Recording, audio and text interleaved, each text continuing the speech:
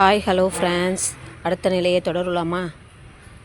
அப்படி நான் இப்போ அந்த ஹாப்பி ஜேர்னி, ஃபீல் ஜேர்னி எல்லாத்தையும் நான் பகிர்ந்துக்கிறதுக்கு காரணம், எனக்கு நான் அழிஞ்சாலும் என்னோடய பதிவுகள் அழியாது. இப்போ நான் ரொம்ப பேரை பார்த்துருக்கேன் ஃப்ரெண்ட்ஸ்.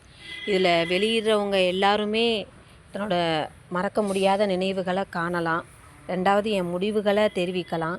நான் எனக்கு நடந்துகிட்ருக்கிற இஷ்யூ வெளியில் வரணும் அப்படிங்கிற ஒரு எய்ம் மட்டும்தான். எல்லோரும் கேட்கணும், ஸ்கிப் பண்ணாமல் இந்த வாய்ஸை கேளுங்க. நான் சமயம் பார்த்து என்னோடய ஃபேமிலி ஃபுல்லாக நான் உங்களுக்கு இதில் ஷேர் பண்ணுறேன், பார்க்கலாம்.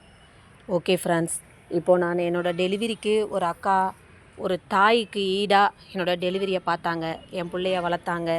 ரெண்டாவது எனக்கு சப்போர்ட்டாக இருந்தாங்க. எனக்கு வாழ்க்கையில் சில இதை சொல்லி கொடுத்தாங்க. என் காசு இல்லாத நிலவரத்தில் நான் அவங்கக்கிட்ட போய் சாப்பிடுவேன், என் பிள்ளைய பார்த்துப்பாங்க, நான் வேலைக்கு போவேன். எனக்கு ஒரு கூட பிறந்த அக்காவா, எனக்கு ஒரு தாயா, அவ்வளோ ஒரு ஹெல்ப் மைண்டாக சந்தோஷமாக நான் இருந்தேன் ஃப்ரெண்ட்ஸ். அப்போது பார்த்தீங்கன்னா தெருவுலேயே எல்லாருமே நாங்கள் 2 பேரும் ஃப்ரெண்ட்ஸாக இருக்கிறத பார்த்துட்டு, இது கூட ஃப்ரெண்ட்ஸாக இருக்காங்களேன்னு நல்லவங்களோட சேர்ந்தாதான் நல்லவங்களாக ஆவாங்கன்னு இல்லை ஃப்ரெண்ட்ஸ். நல்லவங்களாக இருந்தாலும் கெட்டவங்களாக இருந்தாலும் நம்ம பழகிற விதம்னு ஒன்று இருக்குல்ல. ஏன் கெட்டவங்களோட சேர்ந்தா கெட்டவங்களாக தான் மாறணுமா? நல்லவங்களோட சேர்ந்தா ஏன் நம்மளோட சேர்ந்து அவங்க நல்லவங்களாக மாறக்கூடாதா? இது ஒரு பேராக போச்சு. தெருவில் எல்லாரும் இப்படி மாறுறாங்க அப்படி மாறுறாங்கன்னு. ஆனால் நான் அடுத்தவங்கள பற்றி கவலைப்படல. எனக்கு செஞ்ச நன்மையை மட்டும்தான் நான் எதிர்பார்த்தேன்.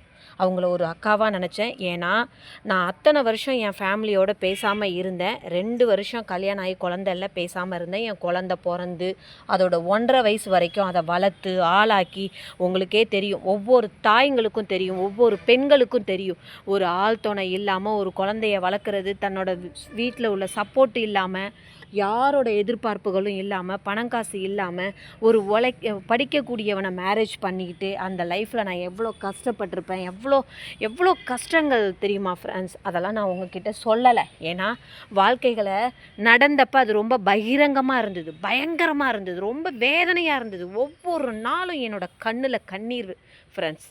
ஒரு நாள் கூட நான் அந்த கண்ணீரை விடாத நாள் கிடையாது. ஒன்று என் நினைவுகள், என்னோடய வாழ்க்கை போனது, நம்ம ஏன் இப்படி செஞ்சோங்கிற பாதிப்பு, இப்படி நம்ம யாருமே துணை இல்லாமல் நிற்கிறோங்கிற வேதனை, பணம் காசு இல்லாதது, வெளி உலகம் பார்க்கும்போது தவறான பாதைகள், தவறான இச்சைகள், தவறான செயல்கள், இது எல்லாமே நான் பார்க்கும்போது லைஃப்பில் நான் ரொம்ப பெரிய உயிர் ஆபத்துலேருந்து பொழைச்சி வந்திருக்கேன் ஃப்ரெண்ட்ஸ். இது சொல்லும்போது நான் அப்படியே ஷார்ட்டாக அப்படியே கட் பண்ணி சொல்கிறேன்.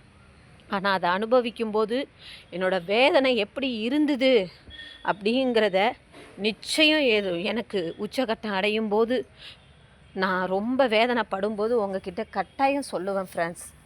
அப்போது நான் ரொம்ப கொடுமையான, என்னால் அப்சர்வ் பண்ணிக்க முடியல. நான் ரொம்ப பெரிய இடத்துல பிறந்து நல்லா படித்து ஒரு வேலையும் பார்க்காம, ஒரு சமையல் தெரியாமல் மேரேஜ் பண்ணிக்கிட்டு, அந்த வாழ்க்கையை, யாருமே இல்லாத வாழ்க்கை, சமைச்சு சாப்பிட்றது, நம்ம வேலையை நம்மளே செய்கிறது, ஒரு வீட்டு வேலைக்கு போகும்போது ஃப்ரெண்ட்ஸ், அந்த வீட்டு வேலையில் நம்மளை, நீங்கள் கொல்ல பக்கமால வாங்க, நீங்கள் இப்படி வாங்க, உங்களுக்குன்னு தனி டம்ளர் வச்சுருக்கேன் பாருங்கள், உங்களுக்கு ட்ரெஸ்ஸு, அதாவது அவங்களுக்கு வேணாங்கிற ட்ரெஸ்ஸு நீங்கள் எடுத்துக்கோங்க, இல்லைன்னா வேறு யார்ட்டையாவது கொடுத்துடுங்க அப்படின்னு சொல்கிற சூழ்நிலை.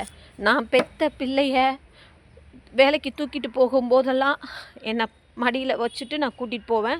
ஒரு ஓரத்தில் உட்காந்து, ஏம்மா பிள்ளையெல்லாம் கூட்டிகிட்டு வரீங்க, பார்த்துக்க ஆள் இல்லைன்னா சரி ஓரத்தில் உட்கார வச்சுக்கோங்க, அப்போது அது பாத்ரூம் போயிடுச்சுன்னா இருமுச்சுன்னா பிள்ளைய போய் பார்க்கும்போது, நீங்கள் வேலைக்கு வர வேண்டாம், பிள்ளைய பார்க்க தான் உங்களுக்கு கரெக்டாக இருக்குது அப்படின்னு சொல்லும்போது, என் வாழ்க்கையில் முன்னேறத்துக்கு இடமே இல்லை. அந்த பிள்ளைய வளர்க்காமல் நான் விட்டுட்டு போகணுன்னா எனக்கு ஒரு துணை வேணும். அப்போ விட்டுட்டு போக ஆளே கிடையாது.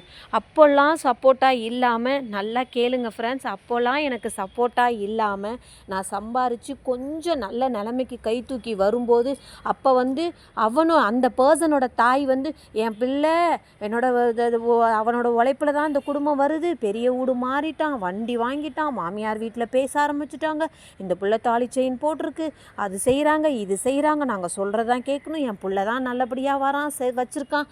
ஏன் என்னோடய திறமைகள் வெளிப்படாதா ஃப்ரெண்ட்ஸ்? வெளியில் போய் வேலைக்கு போகிறவங்களோட மட்டும்தானா? இன்றைக்கி நான் இல்லைன்னா அந்த பணத்தோட அருமை அவனுக்கு தெரிஞ்சிருக்காது. ஏன்னா ஒவ்வொரு நாளும் வேலைக்கு போன்னு கட்டாயம் பண்ணி அடி வாங்கி லீவுன்னு வந்து உட்காருவான். ஒவ்வொரு நாளும் நான் அடி வாங்குவேன் ஃப்ரெண்ட்ஸ், வேலைக்கு போ. ஆனால் காசு எல்லாத்தையும் என்கிட்ட தான் கொண்டு வந்து கொடுப்பான். 100 ரூபா 10 ரூபா 50 ரூபா தான் வச்சுப்பான். ஆனால் காசு எல்லாத்தையும் நான் தான் வச்சுப்பேன்.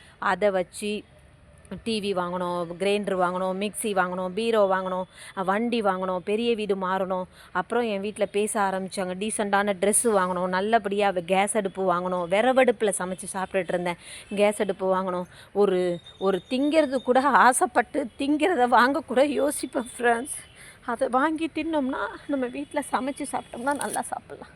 ஆனால் அதை வாங்கி திங்கக்கூடாது. நம்ம புள்ள பிறந்துச்சு, நம்ம பிள்ளைங்களுக்கு நல்லபடியாக சேர்க்கணும், போகணும், வரணும்னு அந்த பிள்ளைய நான் கையில் வச்சுக்கிட்டு வீட்டு வேலைக்கு போயிட்டுருப்பேன்.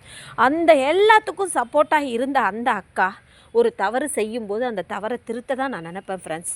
அடுத்த நிலையில் சந்திப்போம். Tata bye, see you.